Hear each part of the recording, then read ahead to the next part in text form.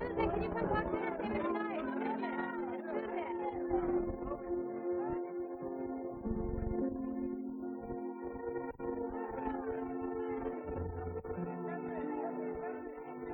I'm here because I heard it was great.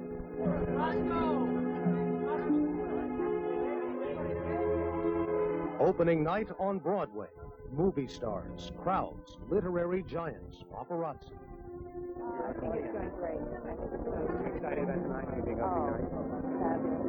It's good to see you, Masson. Thank you, and it's good to see you. It's very powerful for someone, anyone that's known anyone that died at AIDS. Tony Kushner's long-awaited Pulitzer Prize-winning piece of political theater about AIDS, the American condition, gay politics, Reagan and Bush, Roy Cohn and Ethel Rosenberg, and a lot more, is finally here after an 8-year journey from conception to the Walter Kerr Theater on West 48th Street. Well, I think if it's accepted in the mainstream and it's about AIDS, that's a good thing, you know. The play premiered off-Broadway at a small theater in San Francisco, the Eureka. Then on to the Royal National Theater in London, where it was the runaway hit of the 1992 season. Next up, the Mark Taper Forum in Los Angeles for a limited sold-out run. And tonight, Broadway. Angels in America, a gay fantasia on national themes, is actually 2 full-length plays. Millennium Approaches, opening tonight, and Perestroika, which premieres in October. Perhaps no other play in the past 50 years has received the critical attention and downright hype in the media that has preceded this night. Pundits and critics say Angels in America will rank in greatness right alongside Death of a Salesman, A Streetcar Named Desire, Long Day's Journey into Night. And when the curtain came down on this dazzling Broadway opening night, critics and audiences alike made it official. Angels in America is not only a big hit, it is a major American theatrical achievement.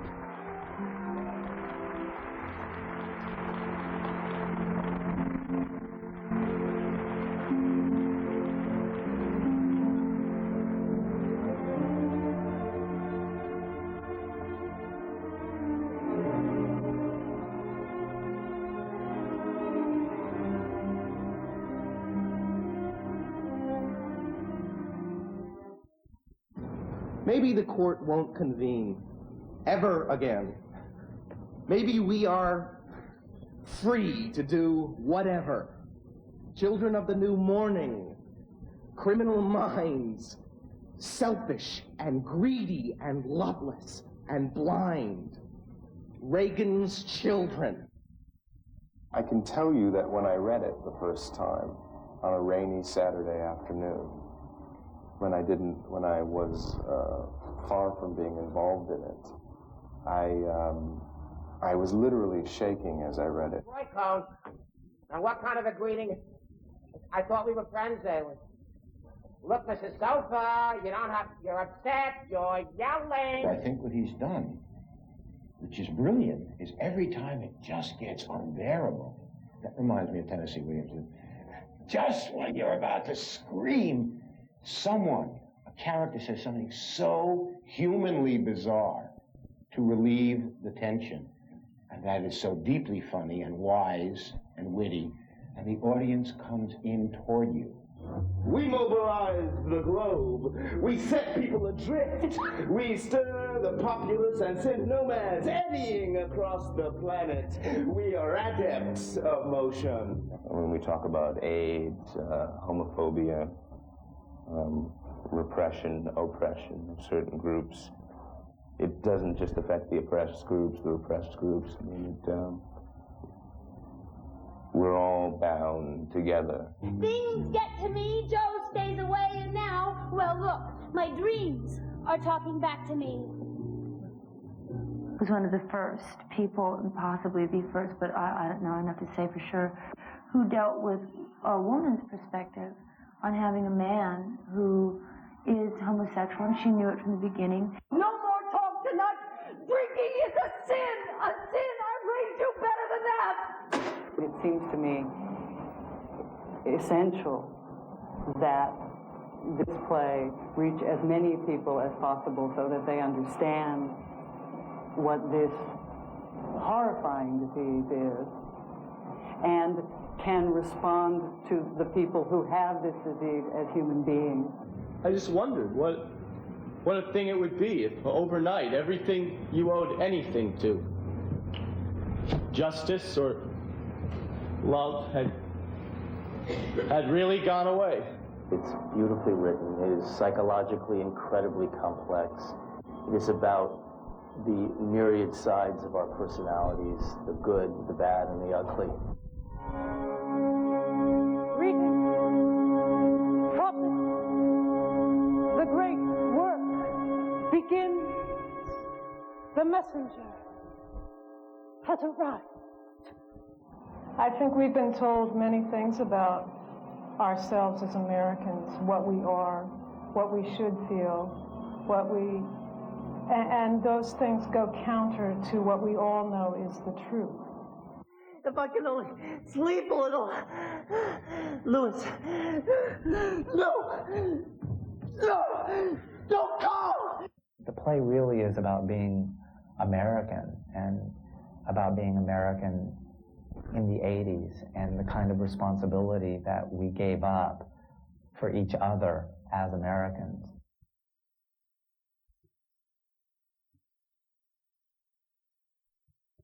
So I thought, but I was like, whoa, but don't be there because his eyes. I think that this play is very much so standing center stage and saying, oh, you thought America was this. Well, I'm here to tell you America is this.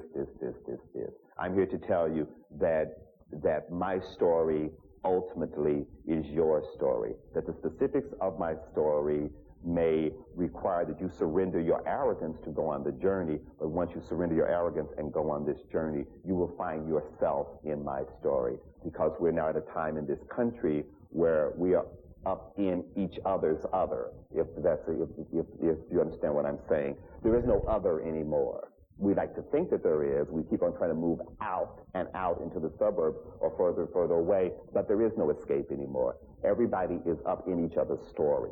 And so that therefore it becomes very important that we know the other person's story, the other stories in America, so that we can begin to negotiate sharing the watering hole of survival.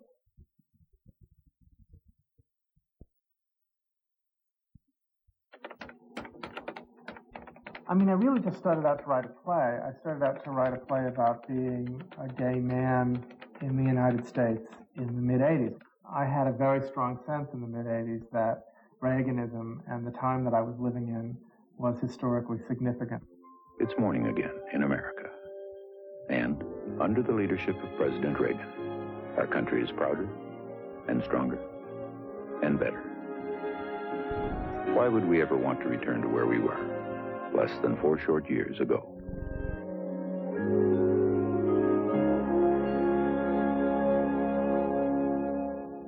The that he was not just another president and that history would not remember him that way, that some incredibly important battle was going on for the political soul of this country.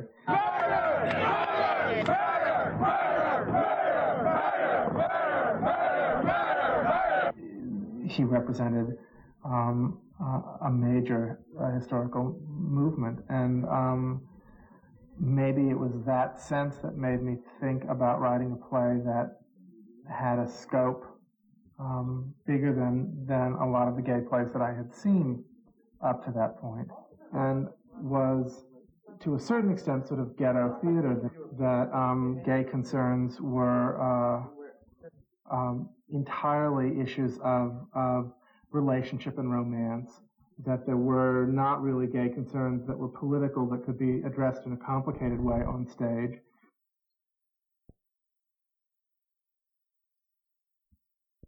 The play basically follows the path that two couples take. One is a ostensibly straight couple, a Mormon couple, that the woman in the couple is an agoraphobic Valium with a wild imagination, who is deeply in love with her husband, who is a Mormon lawyer and who also happens to be a closeted gay man and a protege of Roy Cohn's.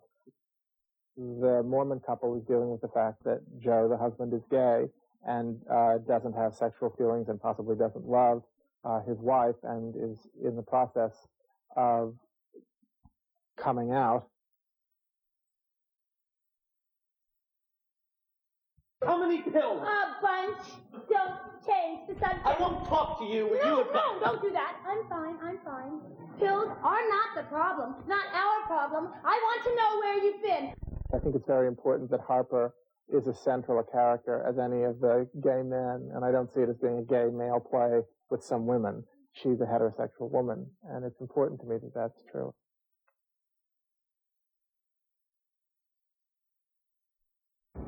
I really hate this. You don't tell me. You get too upset. I wind up comforting you. It's easy. Thank you. The other couple is a gay couple. One person is a word processor who works in the courthouse with the gay Mormon lawyer, the closeted gay Mormon lawyer. The other person is a sort of cater waiter who has, as we learned at the beginning of the play, has been diagnosed with Kaposi sarcoma lesions. He has AIDS. The other person doesn't know how to take care of him and is afraid of the disease and afraid of death and abandons the guy who has AIDS.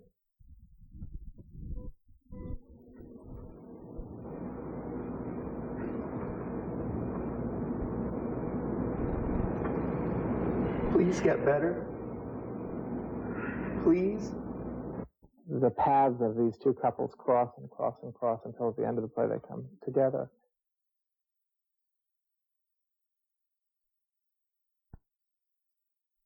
You have something you want to ask me? Ask me. Go. I can't. I'm scared of you. His primary relationship is with Harper, his wife, and that relationship is really about a mask. It's really about trying to do the right thing. It's really about trying to be who you're supposed to be. And in this case, because they're Mormons, it's about being a father. It's about being a provider. It's about being strong. It's about being good, correct, right. None of which Joe is. I have something to ask you. Then ask! Ask! What in hell do you think you a homo? Finally, the sense of betrayal and loss is the same that could be if he was sleeping with another woman. Now answer the question.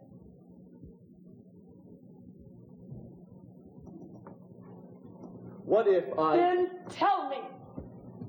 Please. And we'll see. No. I am not.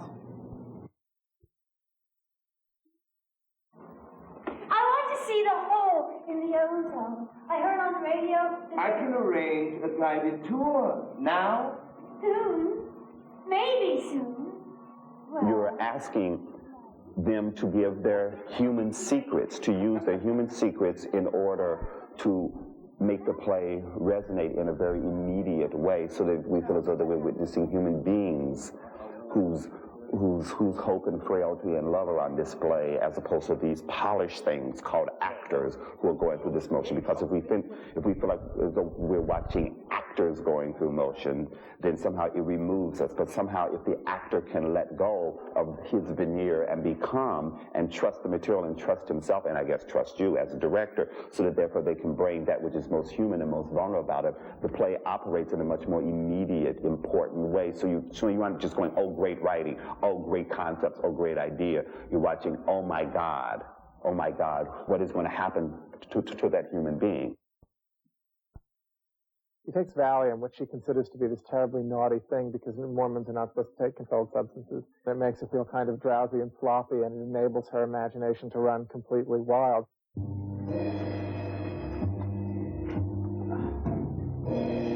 Oh! You startled me! Cash, check, or credit card. Mr. Lies is this black guy who sold her and Joe plane tickets to come to New York, and he sort of stuck in her mind. I think she was also sort of attracted to him. She found him sexy. And so he's reappeared in her apartment because she wants to get out of there now. She's ready to go traveling again. I'm not safe here, you see. Things aren't right with me. Weird stuff happens. Like? Well, like you, for instance, just appearing. Lewis and Pryor live on the Lower East Side, and at the beginning of the play, Pryor tells Lewis that he has AIDS. What? Tell me. KS, baby. Lesion number 1.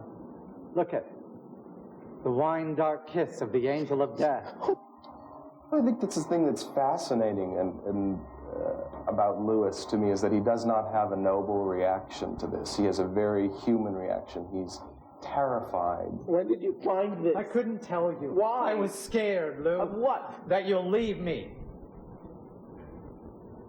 Oh. He doesn't feel like he has the resources to deal with it, which I think is very human and very a normal reaction. But I don't know that we've ever seen that dramatized on the stage before. We always have gay characters who have noble reactions to AIDS. And I think in so many instances that's true, but I think there are also people who just are terrified and don't know what to do and say, and he articulates that. Louis, please wake up. Oh, God. I think something horrible is wrong with me. I can't breathe.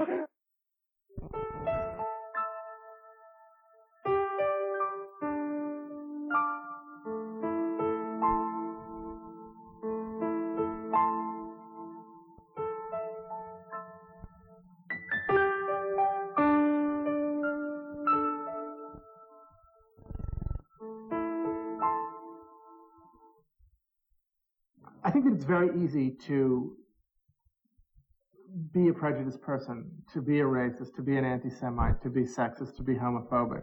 I think that you can sort of casually despise people who are different from you and live basically insulated from them. Bringing the dead to your door. We won't take it anymore. Bringing the dead to your door. I think that when people start to die as the result of bigotry, a reaction happens in the population as a whole, a sort of a shock reaction, and people say, well, now, wait a minute. I don't like them, but I don't really think that I can go along with letting them die. Tom Brand, Jose R. Gutierrez, John Hanson, Donald Howard, Terry Howell, Wendell Jones, Baron LaFell. My friends, like many of you, last month I watched that giant masquerade ball up at Madison Square Garden, where 20,000 liberals and radicals came dressed up as moderates and centrists in the greatest single exhibition of cross-dressing in American political history.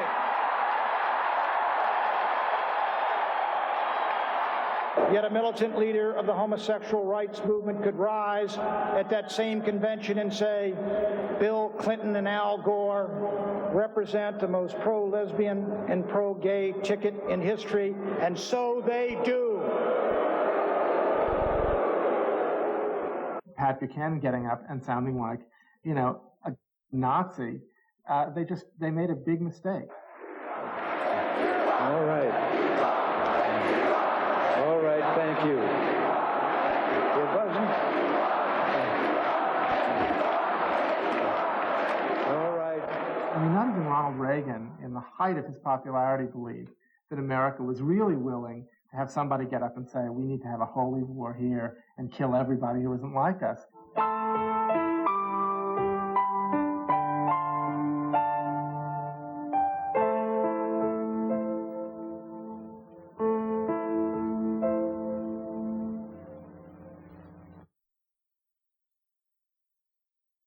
The first time the members of these two separate couples come together is in the men's room of the U.S. Court of Appeals, where Joe works as a clerk and Louis works as a word processor. I'm sorry. Sick friend. Oh, I'm sorry. Yeah, well, that's sweet. 3 of your colleagues have preceded you to this baleful sight, and you're the first one to ask. The others just opened the door, saw me, and fled. I hope they had to pee real bad. They just didn't want to intrude. Ha! Reaganite, heartless, macho lawyer. Oh, that's unfair. What is? Is heartless, macho, Reaganite, lawyer? I voted for Reagan. You did? Twice. Twice? Well, oh boy, a gay Republican. Excuse me? That's I am not. Forget it. Republican? You're not Republican, or what? What? What? I am not gay. Not gay. Oh, I'm sorry.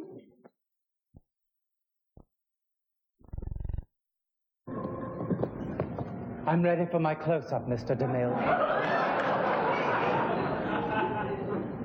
One wants to move through life with elegance and grace. The second meeting of members of these two separate couples is in a space of the imagination. Pryor is having a dream, Harper is having a hallucination, and for some reason they appear to each other. There was a certain amount of carping that some of the characters were too faggy, or they were too effeminate, or they were too, queenie, and that it sort of, selling, old stereotypes. I look like a corpse. A corpsette. Somewhere over the rainbow, way on high. Queenliness, if it's treated with respect and with dignity and recognized as a strategy of resistance and recognized as fun and recognized as something that gives power and gives size to the person that's doing it, it's a marvelous and strong thing to do. Over the rainbow, skies are blue. Ever since Stonewall, drag and gay politics have been, arm in arm. I mean, drag has been a part of gay politics. You're really out when you're out in drag.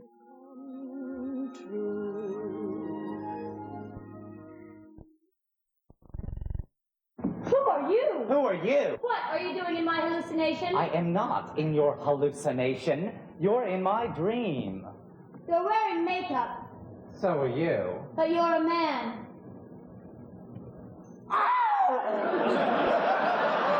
I think the play is incredibly funny, and I think that it's funny because these people are, I think these people are really actually full of an enormous amount of joy, actually, and that they come up against these horrible things that happen to them, and a lot of the humor that the play needs and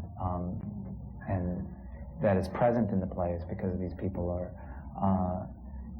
you know, real fighters. I'm a Mormon. I'm a homosexual. Oh, in my church we don't believe in homosexuals. In my church, we don't believe in Mormons. They're both people in terrible trouble. They're both people who are deeply in love with people who are not emotionally their equals and are not emotionally equipped to deal with the cruel blows that reality has dealt. And they're both people with tremendous inner strength and tremendous emotional and imaginative resources and both Pryor and Harper each believe themselves to be weak. And through the course of the journey that each character takes through both Millennium and Perestroika, they discover that they're not really weak at all. You are not about to die. It's not going well. Really. 2 new lesions. This doesn't happen. Men and women don't die in their 30s, 20s. We were not prepared. And Lewis is not prepared. And so he is trying to do the best that he can. He truly loves Pryor. He truly wants to make it work. But life has just dealt him more than he can deal with at the moment. And I think the play is a journey to him kind of finding a way into that. You love me? Yes. What if I walked out on this? Would you hate me forever?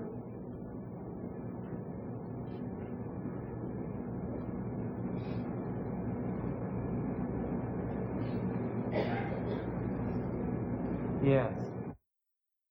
If he does this terrible thing, if he turns himself into a monster, will he be able to live with himself? And what he's finding out very, very quickly after he does a monstrous thing is that he can't live with himself, and it's killing him, and he needs to be punished. And he turns to Belize, Pryor's best friend, and after Lewis has left Pryor, Lewis arranges a meeting with Belize at a coffee shop because he knows that if he pokes all the right buttons, Belize will turn around and say, "You're an absolutely disgusting, loathsome person. You know, get out of my face. Get out of my life. You're excommunicated from the gay community. We all hate you. You know, go die."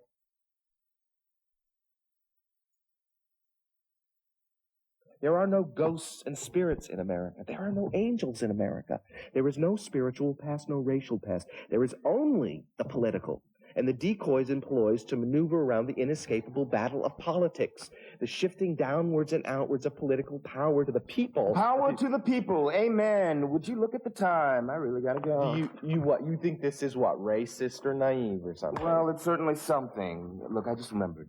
I have an appointment. What? I don't want to speak from some position of like privilege, and I'm sitting here, thinking eventually he's got to run out of steam, so I let you rattle on and on, saying maybe about 7 or 8 things that I find really offensive. What? But I know you, Lewis, and I know the guilt fueling this peculiar tirade is obviously already swollen bigger than your hemorrhoids. Oh, I don't have hemorrhoids. You're different. May I finish? Yes, but I don't have. So finally, Pryor told you he's an. Promise, Lewis. Pryor is not a subject. You brought him up. I brought up hemorrhoids. Well, so it's indirect. No, passive okay, aggressive. these are children. These are children now. They've been reduced to children right now. We're all bound together, and if one of us is sick, then we all kind of feel the ramifications of that. And that's one thing that's really wonderful about this play that he's captured, I think, is the intertwining of all these lives, how one man's hatred for himself manifests itself on another person who may be only distantly related to him, but still, because we're a collective society, we're all kind of linked to each other's problems and to each other's virtues as well. that you've had to know every single day of your life. It's this peculiar dynamic of knowing where you want to take the actors, valuing what they have as artists, as human beings, figuring out where the blend can happen so that your hand as a director becomes almost invisible in the depiction and the embodiment of who these characters are.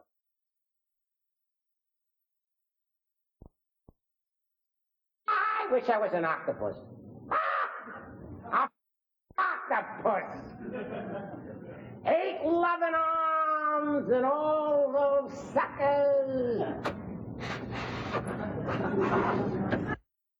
I feel that Roy is exemplary of Republican politics circa 1985, 1986. I feel that he is an exemplar of the political contradictions that constitute American right-wing ideology. And the work I've done in communism, the work I've done with boys, some of whom are in this room, who prosecuted these cases as spies, the Rosenberg case, the Remington case, the UN cases, and the others along with me, there is one man above all others whom we worship, and that's J. Edgar Hoover. Because over a period of years and years, long before it was the popular thing to do, that is the man who has been the leader and the spearhead of the fight against communist infiltration in our government and in this country. One thinks of conservatism in America as being a movement of law and order predicated on the notion that the world is a place of madness and chaos, and that people are completely at the mercy of these very, very evil sort of bestial feelings, and that it's only going to be extremely pleasant for a very, very few people who are smart enough to straddle all the contradictions. I think that Roy's incredibly crazy life is a perfect example of that. Oh, I see the universe, Joe, as a kind of a sandstorm in outer space, with winds of mega hurricane velocity. But instead of grains of sand, it's shards and splinters of glass. You ever feel that way? There are a lot of people who thought Roy Cohn was a hero. Not I. So it's been very interesting for me, this whole journey of learning about him historically, and then finding him in Tony Kushner's fantasy. Yeah, right, good. So how many tickets, dear? 7? For what? Tax, 42nd Street, what? No, you wouldn't like Lacaille. Trust me, I know. Oh, for God's sake. Oh. Baby doll, 7 for cats or something, anything hard to get. I don't give a what, neither will they. You see Lacaille? No. Ah, fabulous. Best thing on Broadway, maybe ever. Oh. When I started working on it, I said, it's like the Jewish Richard III. All he's missing is a hump, you know. And he has his hump. He has his cross to bear. And we find out during the play that he's dying from AIDS. It afflicts mostly homosexuals and drug addicts. Mostly. Hemophiliacs are also. Homosexuals and drug addicts. So why are you implying that I'm? He's a man filled with self-loathing. Sad. Very sad case. Hated himself on just about every level of his existence. Hated his sexuality. Hated his Jewishness. Hated his background. His father was a liberal Bronx court judge. Everything he came from, he virtually despised. Come on! That's it! I mean it! Say, Roy Cohn, you are a homosexual. And I will proceed systematically to destroy your reputation and your practice and your career. Tony, as a writer, even has compassion for this monster. He was a human being. You have AIDS. AIDS. Your problem, Henry, is that you're hung up on words, on labels. You believe they mean what they seem to mean. AIDS, homosexual, gay, lesbian. You think these are names that tell you who someone sleeps with, huh? But they don't tell you that. No. No, like all labels, they tell you one thing and one thing only. Where does an individual so identified fit in the food chain and the pecking order? Not ideology or sexual taste, but something much simpler. Clout! I remember at one point talking with Ron, and we were talking about certain choices that he was making. And the things was what I told him. I said, there are certain choices that you can make in a scene, and the audience will go, oh my God, that Ron Liebman is such a brilliant actor. And then there are other choices that you can make, and they will go, oh my God, Roy Cohn is the scariest man alive. There's a little Roy Cohn in all of us.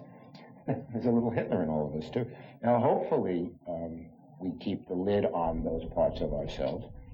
But as an artist, you get to use those elements on stage. Homosexuals are not men who sleep with other men. Homosexuals are men who in 15 years of trying cannot pass a pissing anti-discrimination bill to city council. Homosexuals are men who know nobody and who nobody knows, who have zero clout. Does this sound like me, Henry? No. Roy had a great deal of hatred and disgust for women, and a great deal of love for men. I mean, what he says to Joe, that you have to be able to be a good son. I mean, he presents this very old-fashioned sort of Roman Spartan idea of homosexuality, that what homosexuality basically is to somebody like Roy is strong men getting a boy and helping the boy become a man. The father-son relationship is central to life. Women are the birth beginning, but the father is continuance. The son offers the father his life as a vessel for carrying forth his father's dream. Roy's motives are very mixed. It isn't completely devoid of sexual interest, but Roy does believe that Joe is straight. Everyone who makes it in this world makes it because somebody older and more powerful takes an interest. The most precious asset in life, I think, is the ability to be a good son. You have that, Joe. Yeah, somebody who can be a good son to a father who pushes them farther than they would otherwise go. I've had many fathers. I owe my life to them. Powerful men. Walter Winchell, Edgar Hoover, Joe McCarthy, most of them. He valued me because I'm a good lawyer, but he loved me because I was and I am a good son. I had a book of Bible stories when I was a kid. There was a picture that I would look at 20 times every day. Jacob wrestles with the angel. I don't really remember the story or why the wrestling, just the picture. Jacob is a young man, very strong.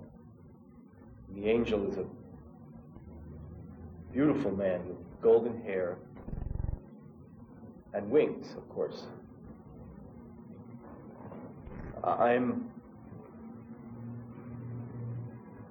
It's me in that struggle, fierce and unfair. The angel is not human, and it holds nothing back, so how can anyone human win? What kind of a fight is that? It's not just. Losing means your soul thrown down in the dust, your heart torn out from God. But you can't not lose. In the whole entire world, you are the only person I love or have ever loved, and I love you terribly, terribly. That's what's so awfully, irreducibly real. I can make up anything, but I can't dream that away. I think the fundamental person is a very strong person who's brave in the way that only really scared people are brave, because when you love somebody terribly and they don't love you in return, you're terribly vulnerable and terribly at risk. And real courage, I think, is being able to fly in the face of great fear, which she does. I think You should go to Washington alone. Change, like you said. I'm not going to leave you, Harper. Well, maybe not, but I'm leaving you. When you're working on a play and you have a vision, it's, if you go to where that other human being, that other artist is, that other actor is, and you begin to negotiate their vision between your vision, ultimately you're going to either get them to go into the direction that you want to, or you're going to come up with something that was better than the both of you ever thought of. But generally, I think, and in a piece that requires actors to share so much of their frailty as human beings, it is very important that you build, for lack of better words, the structure on their bodies, on their emotional states. Both relationships are disintegrating for different reasons. And two of the people, one from each couple, Joe and Louis, keep intersecting throughout the course of the play. So, what's it like to be Reagan's kid? Inquiring minds want to know. You can't believe everything. But I think that we all know what that's like nowadays. No connections, no responsibilities. All of us falling through the cracks that separate what we owe to ourselves and what we owe to love. I think it's the place where the play connects most powerfully from the very personal to the sort of metapolitical. And it brings in Reagan and AIDS and love and responsibility and sort of hooks all those themes together. Yeah, it must be scary. The land of the free, home of the brave. Call me irresponsible. Well, it's kind of terrifying. Yeah, well, freedom is. Heartless, too. Oh, you're not heartless. You don't know. It's the strangest scene I've ever written. I don't really know why it works. The writing is it's a very hard scene to play, but it always works, and you really can feel the audience sort of saying as they listen, you don't say it literally, but sort of saying by the silence that descends over the audience during the scene, oh, I get it. Maybe we are free to do whatever. Children of the new morning, criminal minds, selfish and greedy and loveless and blind. Reagan's children. You're scared, so am I. Everybody is in the land of the free. God help us all. The only sort of autobiographical moment in the play, because when I was in the process of coming out, I called my mother from a payphone at 9 o'clock in the morning before my first class as a graduate student at NYU in directing. Mom! Joe? Hi! You're calling from the street. I just went across the street on an impulse, picked up the phone, called her and said, look, I have to tell you something. I'm gay, and I've always been gay, and I'm not going to hide it anymore. Mama, I'm a homosexual, Mama. Boy, did that come out awkward. I felt deeply ashamed of being gay as a kid. I felt that I was the only person in the world. I mean, it's basically what every gay kid knows, every lesbian girl knows. I felt that if there were others like me, they were sick and pathetic and abject and despised. I was convinced that my parents would not love me if they knew who I was really, that my friends would all flee in horror. I didn't know any kids my age who were gay, and now that I'm older, I look back and see, well, I actually did know several, but they were as much in the closet and as much afraid as I was, and we hated each other because we threatened each other so terribly. And all of that's in the play. I've worked very, very hard on this play for a really, really long time, but I feel that it's very important that people recognize that anything that really works is always the result of collaboration and collective endeavor. There are two people that were tremendously important in the creation of it. My best friend, Kimberly Flynn, without question the smartest person that I know, the person who taught me how to read literature in depth, and she's a passionately committed, very, very active political person, and Oscar Eustace, who commissioned the play at the Eureka Theater, who is a man with whom I've had an ongoing, very lively political debate. And I've said this before, I wrote this play in dialogue with Oscar, not that I said, that we talked about the scenes and I wrote the scenes down, but I knew that Oscar was going to be directing the first production of this. And so a lot of it was sort of my response to the conversations that we had. And so it's just incredibly important for me that these two people especially, and there are others as well, not be written out of the story of how this particular play came to be. Plays that come from people who have been outside of the core, who have had to stay in touch with their strength and have had to go on journeys of self-examination because they were not, as I like to say, invited to the party.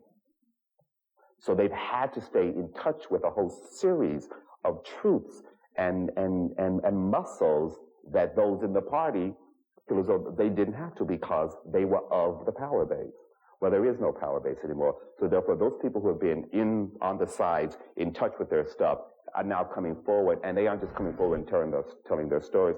They're coming forward, it seems to me, with manuals of survival. And I think that so much of what is built into Angels in America is a manual of survival for the heart, is a manual of survival for decency, and for journey and searching and exploration and forgiveness. And I think that's why the play is important now. After wrestling with their consciences, Lewis and Joe decide to tell Pryor and Harper the truth. Lewis, that he's leaving Pryor. I won't be judged by you. This isn't a crime. It's just the inevitable consequence of people who run... Bang! Bang! Okay. Bang! All right, let's talk practicalities. Order. Schedules. I'll come over if you want. I can spend the night with you. I'm doing the best I can! Pathetic! And Joe, that he is gay and not sexually attracted to Harper, and does not, in fact, want to be with her anymore. I don't have any sexual feelings for you, Harper, and I don't think I ever did. I think you should go. Where? Washington doesn't matter. What are you talking without about? me, Joe, isn't that what you want to hear? Yes. Pryor is visited by two dead ancestors who appear as heralds to the arrival of a mysterious messenger. When they appear to him, which is the night the messenger is due to arrive, they ask him to dance in celebration of her arrival, and he refuses to dance with them, so they conjure up a vision of Lewis so that he'll have someone to dance with. Close your eyes, imagine... I don't want any... Close your eyes. Now, open them. Lou, dance with me. Pryor says to Lewis, "Are you a ghost?" Meaning, have you died and come back as a ghost? Because people were being visited by ghosts a lot in this play. And Lewis says, "No, I'm just spectral, lost to myself, wishing I could be with you." After he leaves Pryor, Lewis's life falls apart. And by the end of the play, he's basically spending all day long sitting out in the middle of winter on Colton Park benches trying to commit suicide by catching a cold. And he's rescued by Joe, who follows him from work one day, and they go home together. Can I want to touch you. Can I please just touch you? Here. My blood is clean! My brain is fine! I can handle pressure! I'm a gay man! I'm used to pressure! To trouble! I'm tough and strong! There are moments in the play that always make me choke up when the angel is about to arrive and crashes through the ceiling, and Pryor's on the bed, and he says, "I'm a gay man, and I'm tough and strong, and I can handle pressure." It's such a bold declaration of pride at having survived oppression and having survived all the vicissitudes of being a member of a despised and oppressed group. And I love that. I love that he says that. Oh, please! There's something coming in here! I don't like this at all! There's something approaching it!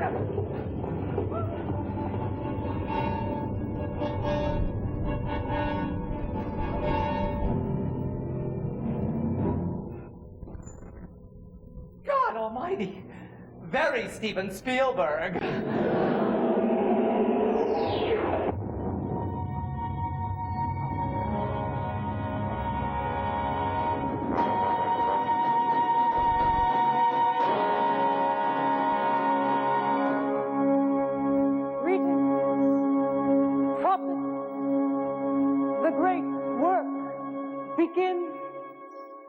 The messenger has arrived.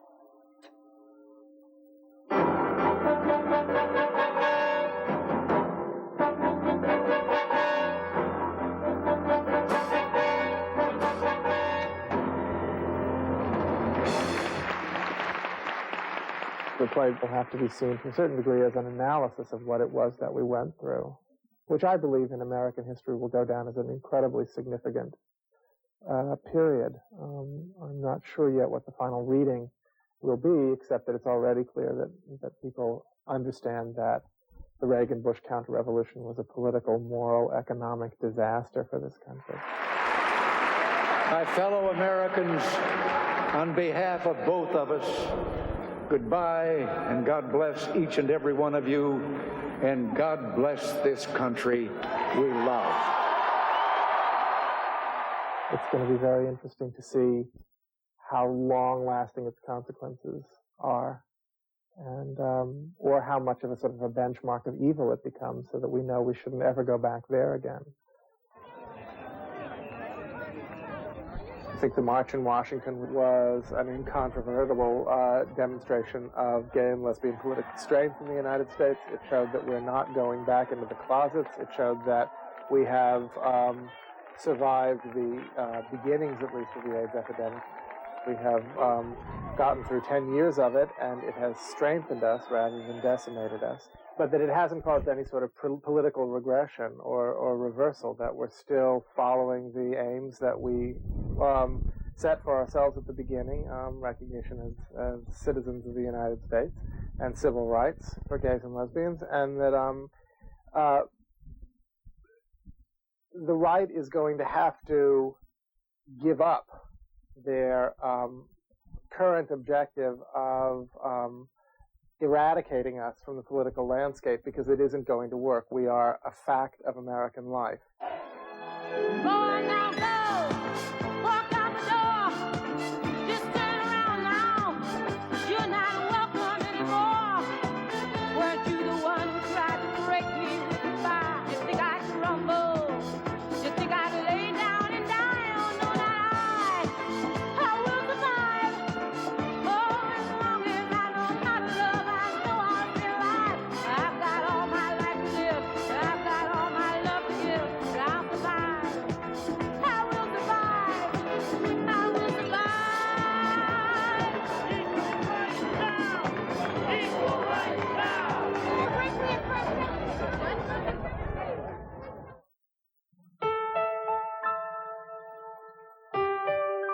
Point of View presents a video diary of the commitment and affection of partners who have AIDS. Join WETA Saturday night at 10 for Silver Lake Life, The View from Here. And join us now for American Playhouse, and The Earth Did Not Swallow Him is coming up on WETA.